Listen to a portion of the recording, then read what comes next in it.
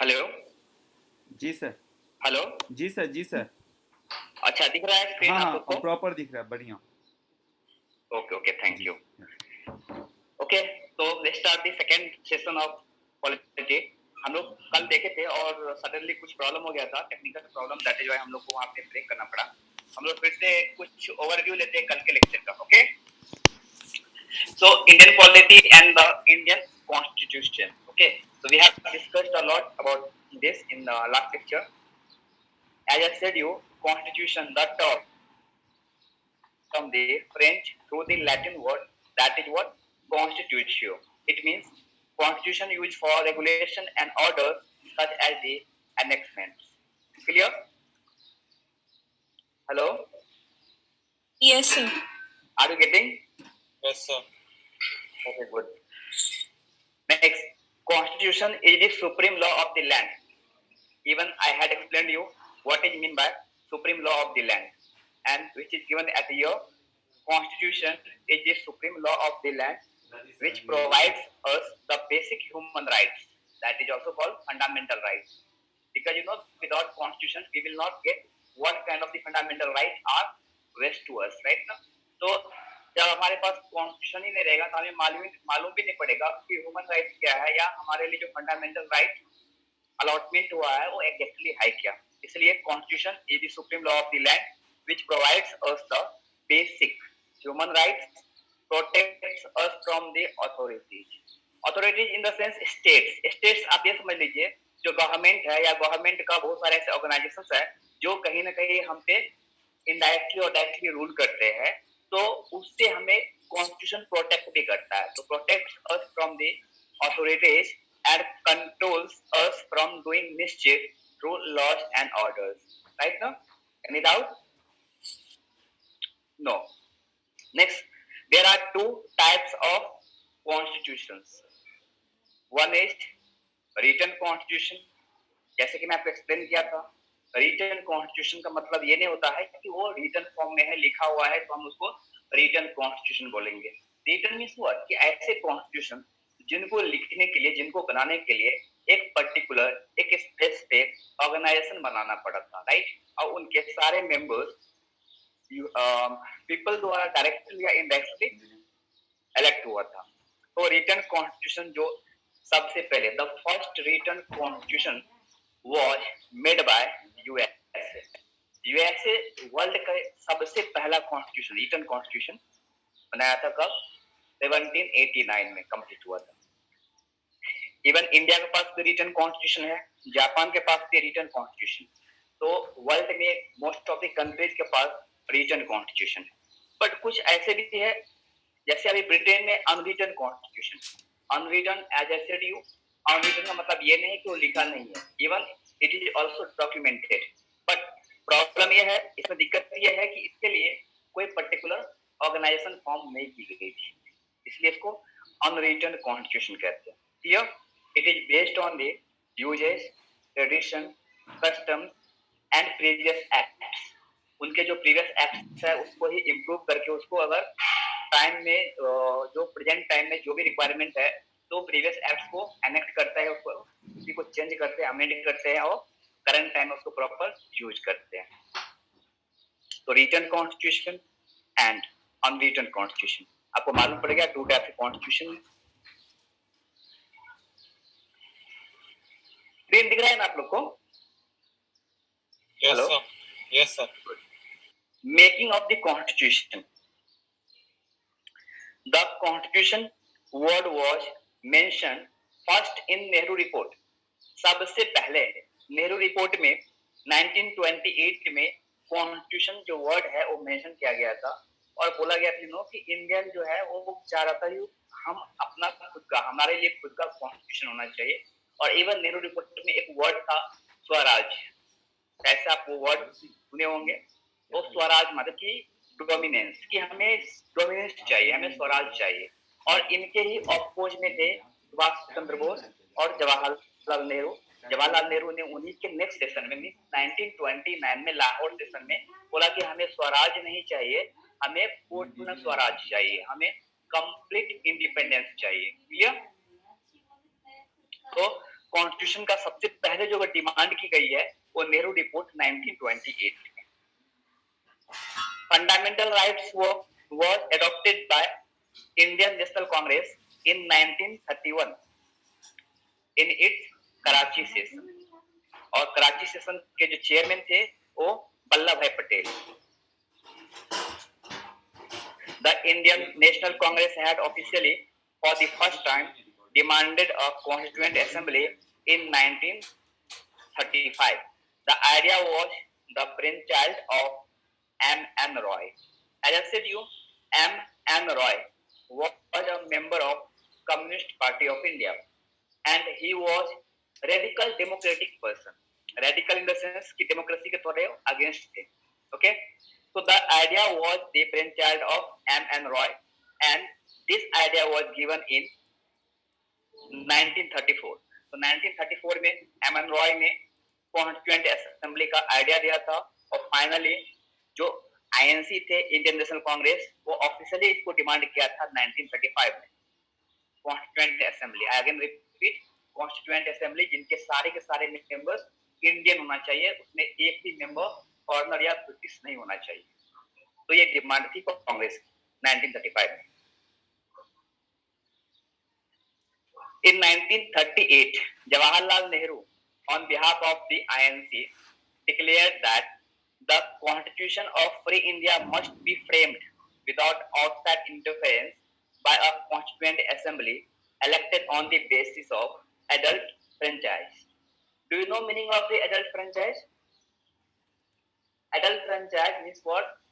If the person after crossing the certain age are able to give the vote, right? No? कि ऐसे लोग मतलब एक ऐसे एज को क्रॉस करने के बाद जो है जिनको वोटिंग राइट मिला है, तो जिनको वोटिंग राइट मिला है उनके थ्रू जो वोटिंग होता है that is called the adult franchise. The British government accepted the demand in the August of 1940 and finally the Cripps proposal on the framing of constitution came out in 1942। ये जो Cripps proposal है, इसी proposal को महात्मा गांधी ने बोला था post dated PDC, क्योंकि बोला था कि after the world war you will make the constituent assembly and whatever you want that will be fulfilled after the world war 2। इसीलिए महात्मा गांधी ने बोला ये पोस्ट डेटेड चेक है, क्योंकि ये कंफर्मेशन नहीं दे रहा है कि आपको फ्रीडम मिलेगी या इस तरह की कॉन्स्टिट्यूशन जो है वो आपको बनाने के लिए, कॉन्स्टिट्यूएंट असेंबली बनाने को परमिशन मिलेगी। So the British government accepted the demand in the August of 1940 and finally the Cripps proposal on the framing of constitution came out in 1942.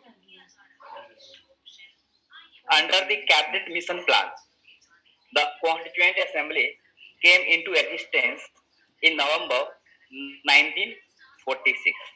Again I repeat, यहाँ पे बहुत इंपोर्टेंट वर्ड दिया है नवंबर 1946, ध्यान दीजिएगा। कैबिनेट मिशन प्लान जो है constitution बनाने के लिए नवंबर 1946 में आया था, जबकि कॉन्स्टिट्यूएंट असेंबली फॉर्म हुआ था दिसंबर 1946। नवंबर के नेक्स्ट मंथ दिसंबर 1946 में जो कॉन्स्टिट्यूएंट असेंबली का फॉर्मेशन हुआ था। Next main features of constituent assembly हुआ, जिसका मेन फीचर है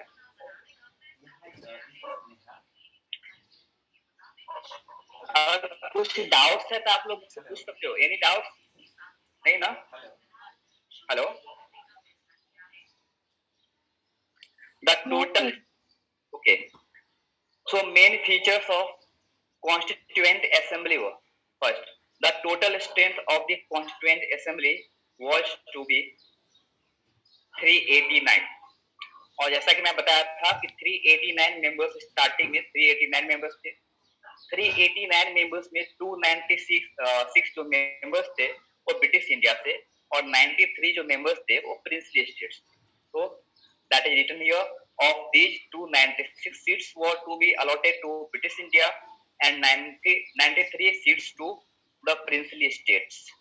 out of 296 seats allotted to the British India, 292 members were to be drawn from the 11 governors provinces, जो provincial उस टाइम में जो ब्रिटिश प्रोविंसेस थे, गवर्नर प्रोविंसेस थे, उनसे 11 उस टाइम 11 नंबर ऑफ 11 ऐसे गवर्नर प्रोविंसेस थे इंडिया में।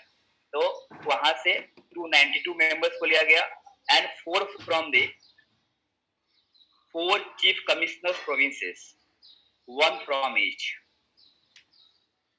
Every province and princely state was allotted seats in proportion to their population. Okay?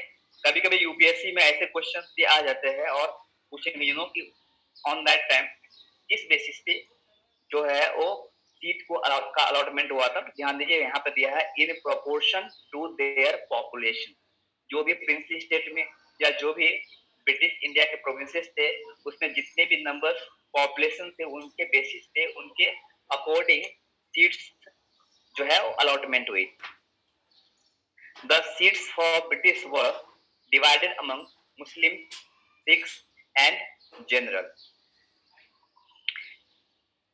ध्यान दीजिए यहाँ पे 3 पार्ट डिवाइड है, मुस्लिम, सिख्स एंड जनरल। जनरल में जो बुद्धिस्ट जो रिलीजन है वो भी आते थे, जैन भी आते थे और जो पर्सियन थे वो भी आते थे, अदर जो रिलीजन थे वो जनरल में आते थे, including Hindu. The representatives from each community were elected by voting in the provincial legislative assembly. As I said you in last lecture, कि जो provincial legislative assembly में जो members थे, because in the provincial assembly members, in the assembly of the provincial governors of the British, you know उसमें जितने members थे, all those members were elected by people directly, and वो member जो है वो Constituent Assembly के members को elect किया था। So we can say कि the members of the Constituent Assembly were elected by people indirectly. People उनको indirectly elect किया था, but जो people के representative थे provincial assemblies में वो लोग उनको directly elect किया था। The heads of princely states nominated their members. The election was held in July and August in 1946. तो इसका इलेक्शन हुआ था जुलाई अगस्त में 1946 पे। प्रिंसली स्टेट्स में most of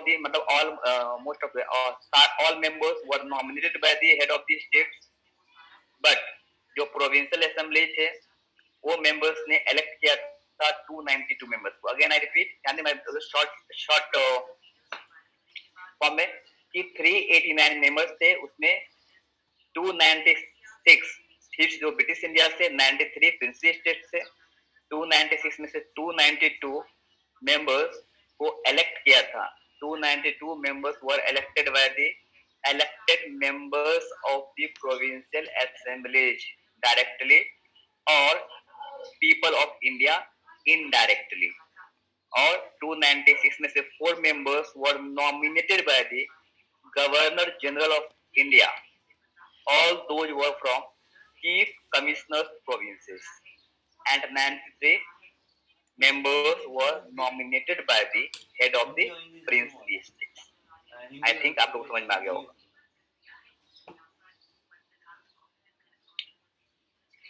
next, function of constituent assembly. इनका क्या क्या फंक्शन था? The constituent assembly held it's first meeting on December 9, 1946. So the first meeting was held on December 9, 1946, and इनका जो चेयरमैन थे उनका नाम था डॉक्टर सच्चिदानंद सिन्हा। डॉक्टर सच्चिदानंद सिन्हा 389 मेंबर्स में सबसे सीनियर मोस्ट थे। That is why he was made the chairman, temporary chairman you can say. So he was made the provincial or temporary chairman of the Constituent Assembly on 9 December 1946.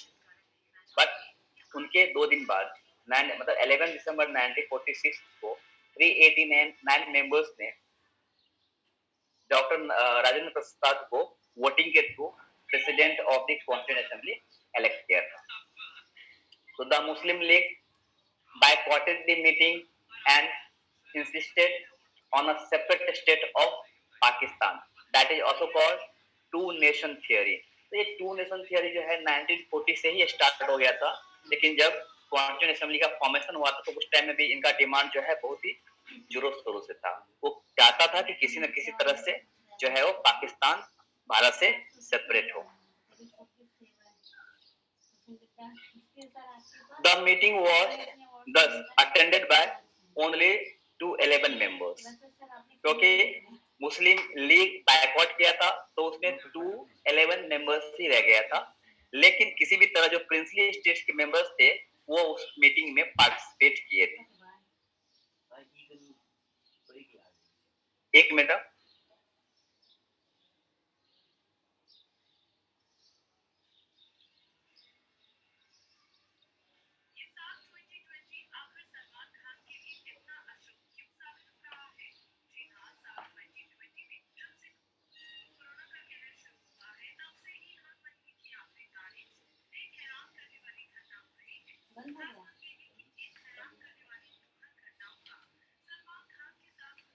okay.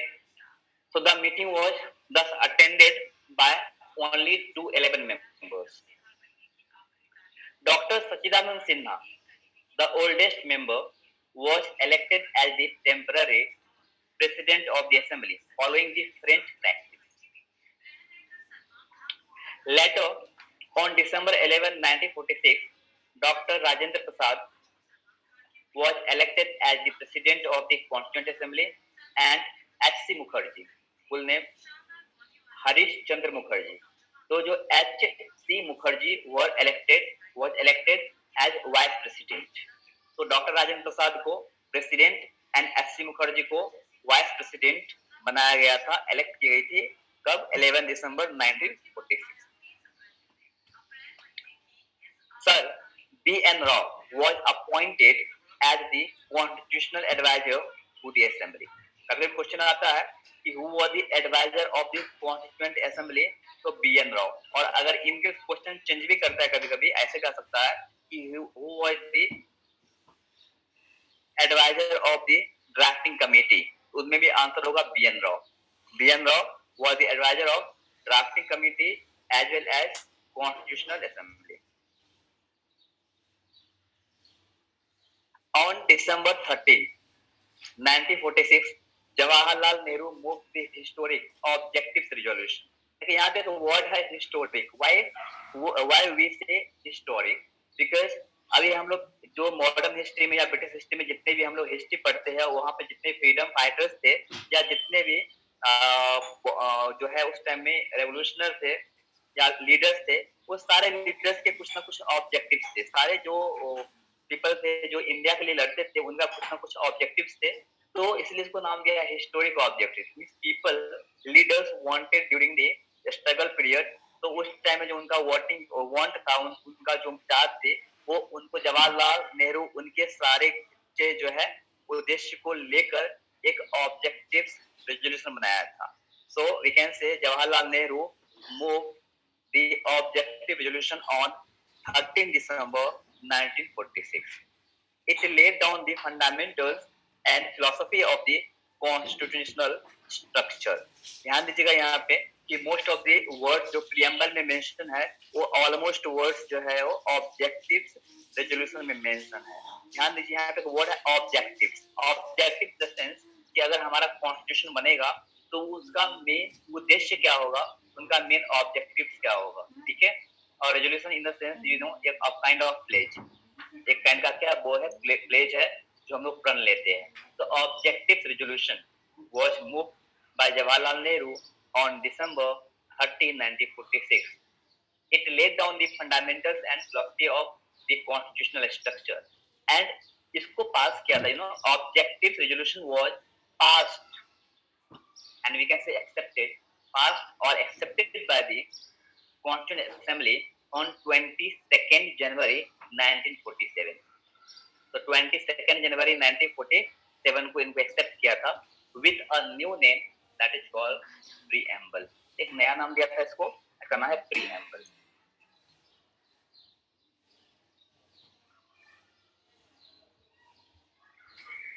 This resolution was unanimously adopted by the Assembly on January 22, 1947. It influenced the eventual shaping of the Constitution through all its subsequent stages, its modified versions forms the preamble of the present constitution. ध्यान यहाँ पे word है its subsequent stages because जिनके जो sessions थे इनके अलग अलग there were 11 sessions and 3 phases. जो हमारा कॉन्स्टिट्यूशन ड्रॉ किया गया उसमें 11 sessions and 3 phases and it took around 2 years, 11 months, 18 days. So almost 3 years time later. Any doubt? Hello? Hello? Yes, sir. कुछ डाउट है तो आप लोग मुझसे पूछो. ये 2 वेज कम्युनिकेशन है. अगर कुछ डाउट है, कुछ अगर पूछना है तो आप पूछ सकते हो. डाउट नहीं है? नहीं सर. ओके. क्योंकि मैं लास्ट में 10 क्वेश्चंस पूछने वाला हूँ. अभी मैं जो भी एक्सप्लेन कर रहा हूँ, जो सेशन का लास्ट होगा उसमें हम लोग 10 क्वेश्चंस एंड करेंगे. तो 10 क्वेश्चंस होगा आपके पास. इसलिए कुछ भी अगर डाउट है तब पूछते जाना. Other functions performed by Constituent Assembly. देखते क्या क्या है. In addition to the making of the Constitution and enacting of ordinary laws, the Constituent Assembly also performed the following functions. It ratified the India's membership of the Commonwealth in May 1949. Commonwealth countries, जो आप नाम सुनते हैं, Commonwealth के नाम से एक game भी है, Commonwealth गेम के नाम पता होगा आपको. तो ये कॉमनवेल्थ ने जो है इंडिया में एक्चुअली जब इंडिया इंडिपेंडेंट नहीं हुआ था तो इसके पहले ऑलरेडी वो कॉमनवेल्थ का मेंबर था. लेकिन जो इंडिपेंडेंस एक्ट 1947 में ये ऑटोमेटिकली डिसॉल्व हो गया.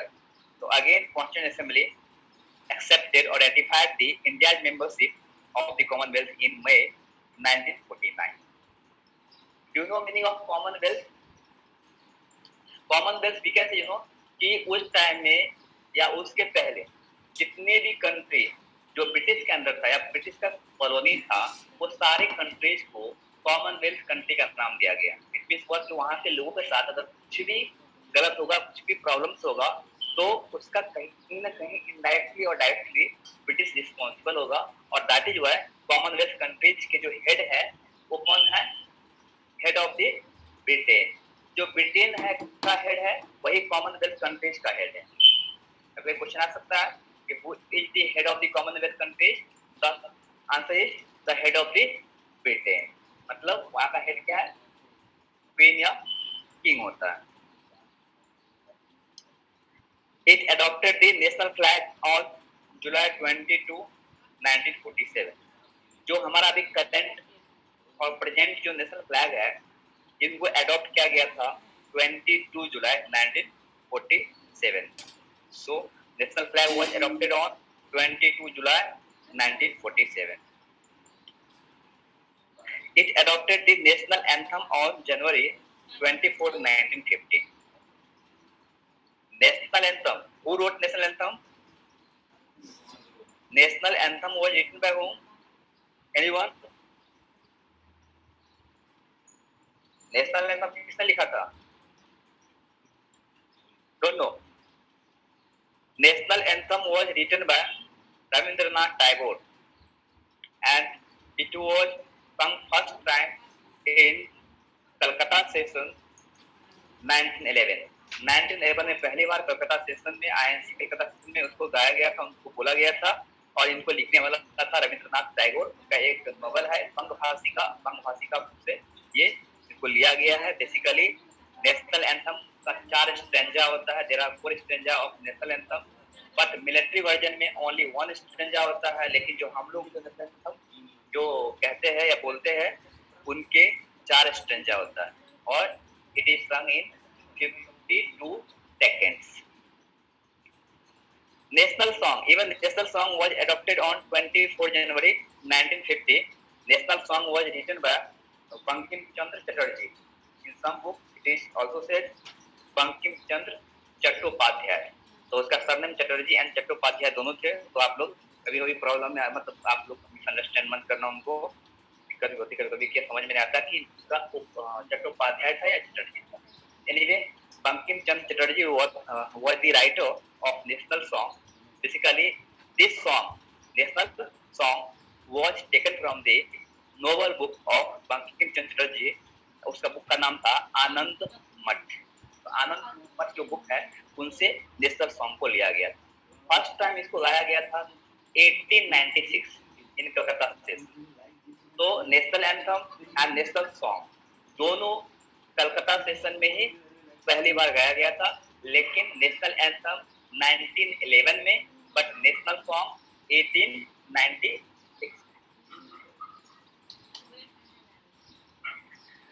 Fifth, it elected Dr. Rajendra Prasad as the first president of India on January 24, 1950.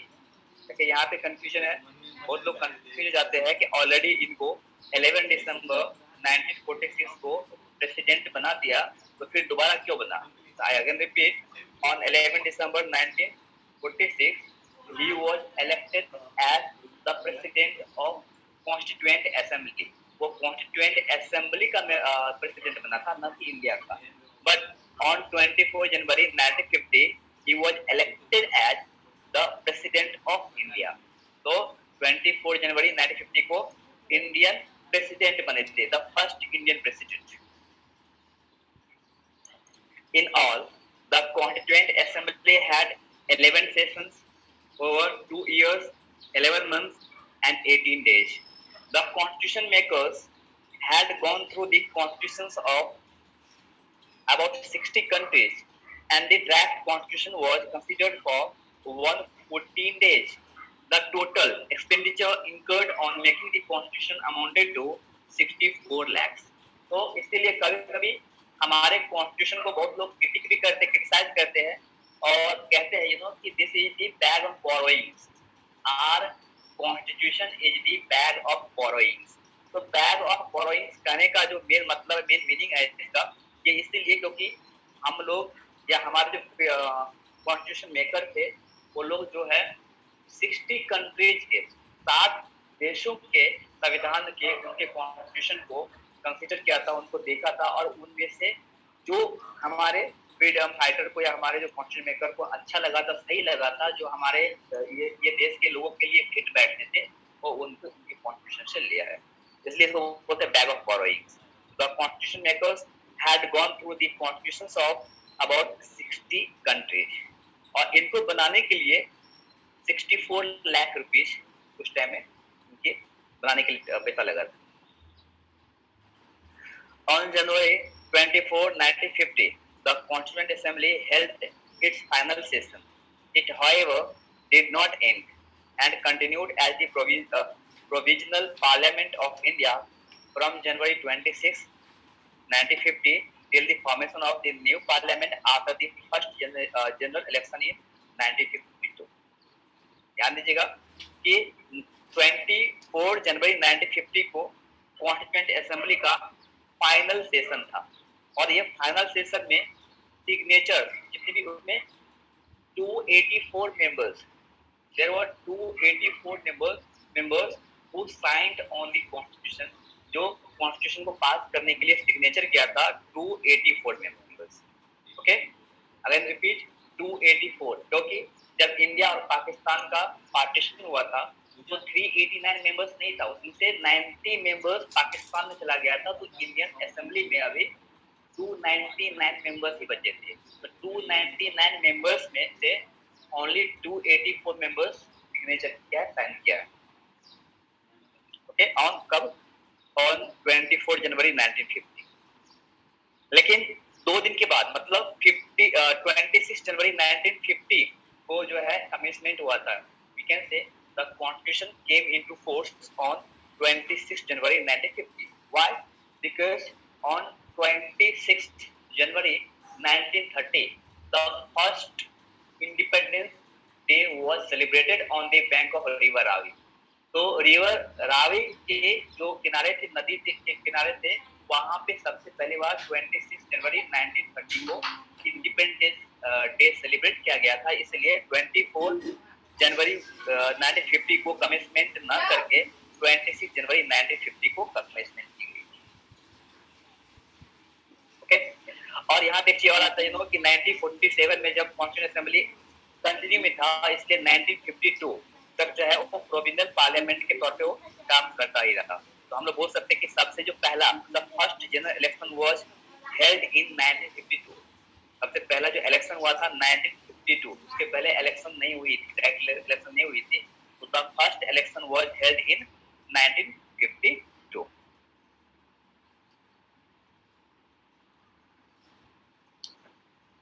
Committees of the constituent assembly, you know there were many committees, बहुत सारे कमिटीज थे, जिसमें आप बोल सकते हैं 8 मेजर कमिटीज और कुछ माइनर कमिटीज भी थे। तो we will see one by one. But ये सारे कमिटीज में सबसे इम्पोर्टेंट जो कमिटी थे it was drafting committee. So there 8 were major committees and the others were minor committees. Major committee union power committee, इनका चेयरमैन था Jawaharlal Nehru. Union constitution committee was under Jawaharlal Nehru. Provincial constitution committee was under Sardar Vallabh Bhai Patel. Drafting committee was under doctor Bhimrao Ambedkar. Advisory Committee on Fundamental Rights, Minorities and Tribal and Excluded Areas, क्या था सरदार Vallabh Bhai Patel. But ये जो committee इसके कुछ सब committees भी थे। तो this committee had the following sub committees. Fundamental right sub committee, chairman was JB Kripalani. Minority sub committee Harish Chandra Mukherjee. North East Frontier Tribal Areas and Assam Excluded, Partially Excluded Areas Subcommittee, Gopinath Bardoloi. Excluded and Partially Excluded Areas, other than those in Assam subcommittees, A.V. Thakkar. Rules of Procedure Committee, Dr. Rajendra Prasad. States Committee, Committee for Negotiating with States. एक minute कौन left हो गया है?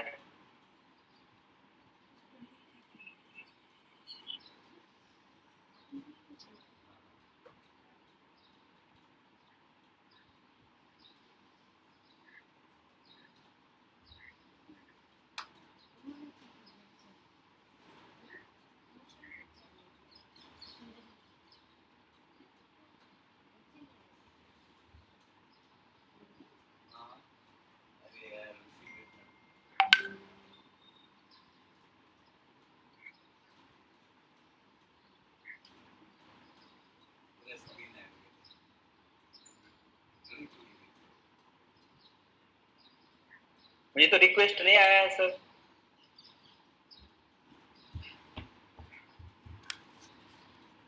शायद वो हट गया होगा, वो बोल रहा था मैं भेज रहा था।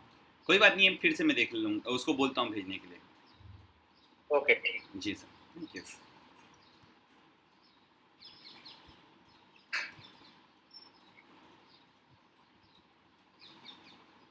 Hello everyone. Hello. Yes, sir. Yes, sir. आप लोग कुछ बोलते हैं तो डाउट नहीं है क्या? Good. So these 8 were the major committees of Constituent Assembly। ध्यान दीजिएगा, फिर से मैं रिपीट कर रहा हूँ। यूनियन पावर कमिटी के चेयरमैन थे Jawaharlal Nehru. Union constitution committee के चेयरमैन थे Jawaharlal Nehru. Provincial constitution committee के चेयरमैन थे सरदार वल्लभ भाई पटेल। ड्राफ्टिंग कमेटी के चेयरमैन थे doctor Bhimrao Ambedkar. Advisory committee on fundamental rights, minorities and tribal and excluded areas के कमेटी के चेयरमैन थे सरदार वल्लभ भाई पटेल। इवन इसके जो है वो कुछ सब कमेटीज भी थे, जैसे फंडामेंटल राइट्स सब कमेटी के chairman JB Kripalani, minorities sub committee के chairman HC. Mukherjee, north east frontier tribal areas and Assam excluded and partially excluded sub areas sub committee के चेयरमैन थे Gopinath Bardoloi. Excluded and partially excluded areas other than those in Assam के sub committee के member थे AV. Thakkar. Rules of procedure committee के chairman थे doctor Rajendra Prasad. States committee, committee for negotiating with states, क्योंकि उस time पता है आपको बहुत सारे प्रिंसली स्टेट्स जिनसे निगोशिएट भी करते थे, वैसे एक कमेटी बनाई गई थी जिनके चेयरमैन थे Jawaharlal Nehru and steering committee के चेयरमैन थे doctor Rajendra Prasad.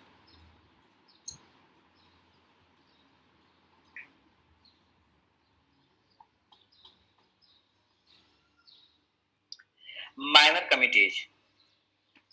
Committee on the functions of the Constituent Assembly. जीवी मावलंकर। देखिए जीवी मावलंकर वह द फर्स्ट लोकसभा स्पीकर, याद रखिएगा जीवी मावलंकर जो है वो फर्स्ट लोकसभा स्पीकर थे।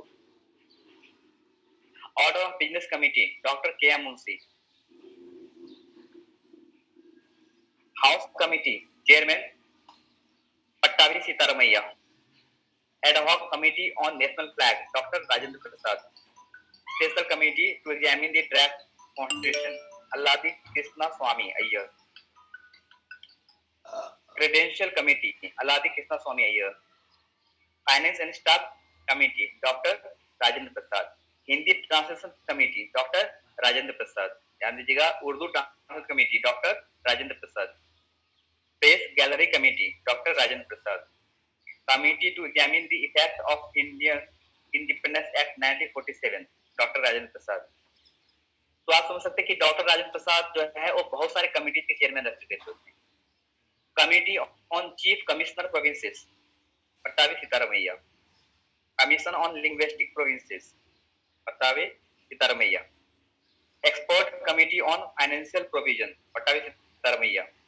Ad hoc committees on the supreme court Sardar Vallabh Bhai Patel. Sorry,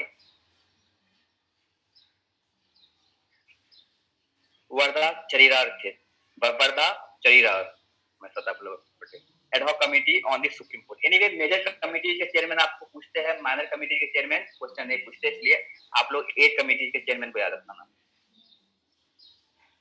drafting committee, as I said you कि ये सारे कमिटीज में सबसे इंपॉर्टेंट एंड सबसे ज्यादा रोल जो है वो ड्राफ्टिंग कमिटी का था। So drafting committee among all the committees of the Constituent Assembly, the most important committee was the drafting committee set up on 29 August 1947. So 29 August 1947. अब यहाँ पे क्वेश्चन आता है कि बाकी सारे कमिटीज पहले बन चुका था लेकिन ये कमिटी इतना लीड क्यों बना, क्या रीजन था? तो पार्लियामेंट में बहुत सारे जो है ना उस टाइम में, जैसे अभी होता है उस टाइम में बहुत सारे नुक्स हो रहे थे आपस में, और फाइनली भीमराव अम्बेडकर जो है वो असेंबली को छोड़ के जा रहे, इसलिए उनको ये बनाया गया था chairman of the drafting committee. It was this committee that was entrusted with the task of preparing a draft of the new constitution. It consisted of 7 members. इनमें 7 members थे including भीमराव अम्बेडकर। तो first doctor Bhimrao Ambedkar who was the chairman of this committee, and Gopal Swamy Iyengar, Alladi Krishna Swamy Iyer, Dr. K. M. Munshi, Syed Muhammad Sadullah, and Madhav Rao. He replaced P. L. Mitra, who resigned due to ill health. G.T. Krishnamachari. He replaced T.P. Kaithan, who died in 1948. The drafting committee took less than 6 months to prepare its draft. In all, it sat only for 141 days. हम बोल सकते हैं कि हमारा जो इतना बड़ा constitution बना है जिनको ड्राफ्ट करने के लिए 141 डेज का टाइम लिया, तो ये भी बहुत ही कम टाइम था, क्योंकि 60 कंट्रीज के कॉन्स्टिट्यूशन को पढ़ के और फिर एक ड्राफ्ट को तैयार करना ये इतना आसान नहीं था। So even it takes very less time, that is 141 days. First draft was published in February 1948. तो February 1948 से लेके 26 नवंबर 1949 के बीच में बहुत सारे ड्राफ्टिंग हुआ है, बहुत सारे जो है ना उसमें वर्क हुए, प्रोविजंस हुई है। एनीवे सबसे पहला जो ड्राफ्ट का पब्लिश हुआ था वो February 1948 एंड सबसे लास्ट हुआ था वो 26 November 1949. So the constitution was adopted on 26 November 1949 and the constitution came into force on 26 January 1950. तो कभी क्वेश्चन आता है कि on which day the constitution was adopted, तो बहुत लोग डाउट क्वेश्चन जो है ना वो आंसर जो है रॉन्ग करते हैं, वो 26 जनवरी 1950 करते हैं। That is wrong. 26 November 1949 is the correct answer.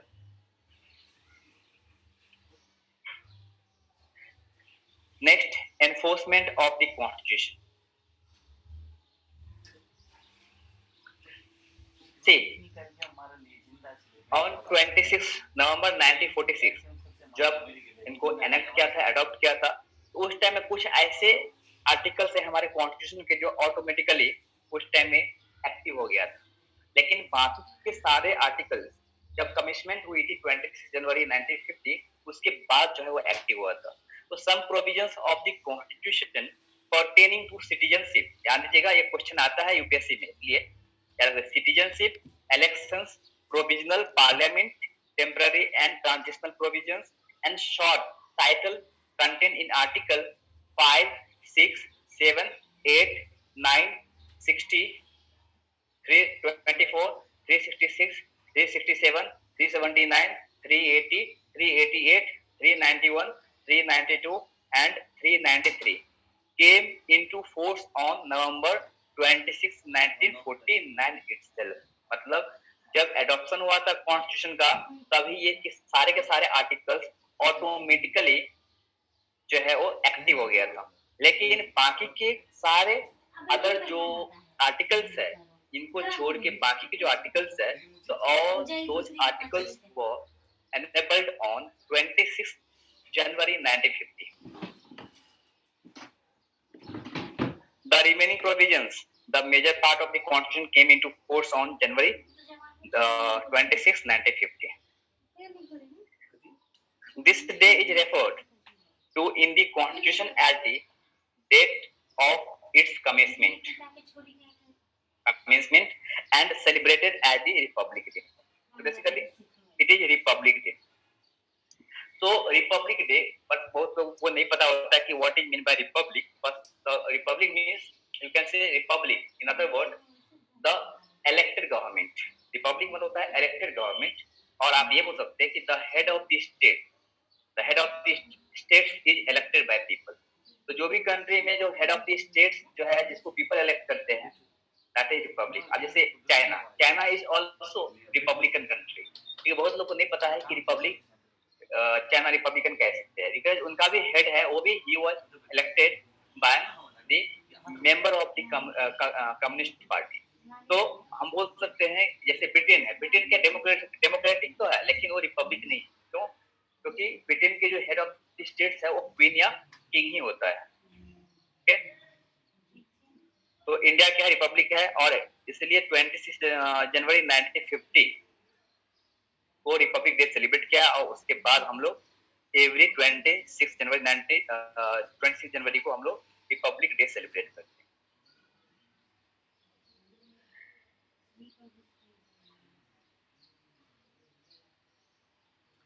January 26 was specifically chosen as the date of commencement of the constitution because of its historical importance.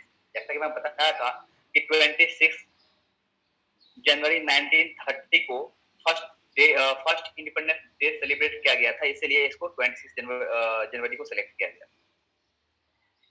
So it was on this day in 1930 that Purna Swaraj Day was celebrated following the resolution of the Lahore session December 1929 of the INC. With the commencement of the constitution, the Indian Independence Act of 1947 and the Government of India Act of 1935 with all enactments amending or supplementing the latter acts were repealed. The abolition of Priory Council Jurisdiction Act 1949 was however continued. देखिए priori council judicial act के बारे में हम लोग discuss करेंगे बाद में. ये उन लोगों के लिए था जो लोग प्रिंसली स्टेट्स के हेड थे, राजा थे, उन लोगों के पे अप्लाई होता था. कुछ डाउट्स हैं? आई थिंक डाउट्स नहीं होना चाहिए. Anyway,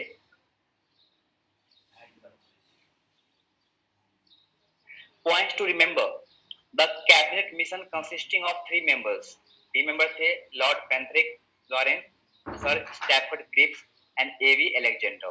Arrived in India on 24 March 1946. The cabinet mission published its plan on 16 May 1946.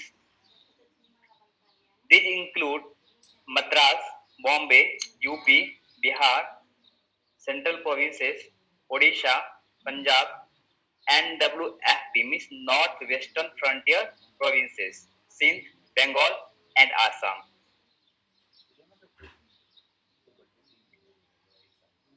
These include Delhi, Ajmer, Merwara, Coorg, and British Balochistan. The Government of India Act of 1935 granted limited franchise on the basis of the tax, property, and education. These include Baroda, Bikaner, Jaipur, Patiala, Rewa, and Udaipur. For the first time, the Constituent Assembly met as Dominion Legislature on November 17, 1947 and elected G.V. Mavlankar as its Speaker. These are West Punjab, East Bengal, North West Frontier Provinces, Sindh, Balochistan, and Sylhet, District of Assam. A separate Constituent Assembly was set up for Pakistan. The Provisional Parliament ceased to exist on April 17, 1952. The first elected Parliament with the two houses came into being in May 1952. तो मई 1952 में general election हुआ था. Election के बाद जो है वो parliament जो है वो प्रॉपर मैनर में आया था. Grandly Austin the Indian constitution cornerstone of the nation, ये लिखा गया है ऑक्सफोर्ड में 1964 में, पेज में दिया हुआ है. एनीवे, तो अभी तक हम लोग जो भी कुछ देखे हैं उसके बेसिस पे कुछ क्वेश्चंस है, तो देखते हैं questions. The constitution of India was promulgated on January 26, 1950 because this day was being celebrated as the Independence Day since 1926. This was desired by the framers of India. The British did not want to leave India earlier than this day. It was an auspicious day. क्या होगा answer इसका? Hello, मैं question पूछ रहा हूँ आप लोगों से. सर शायद से ए.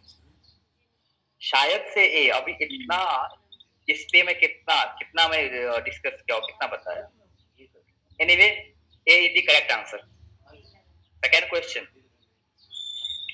Who among the following was the chairman of the Union Constitution Committee of the Constituent Assembly? Union constitution committee of the constitution assembly, क्या बताया था?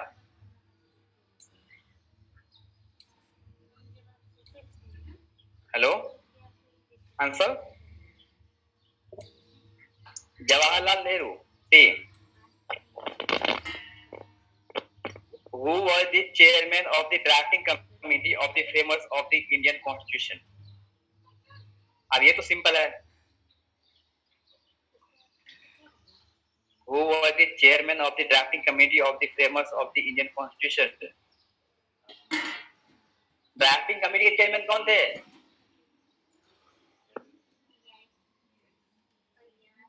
B.R. Ambedkar. India became a sovereign democratic republic on 26 November 1929. जिस दिन adopt की गई उसी दिन India sovereign democratic republic हुआ. The Constituent Assembly was set up in November 1946. Who among the following were the chairman of the States Committee of the Constituent Assembly?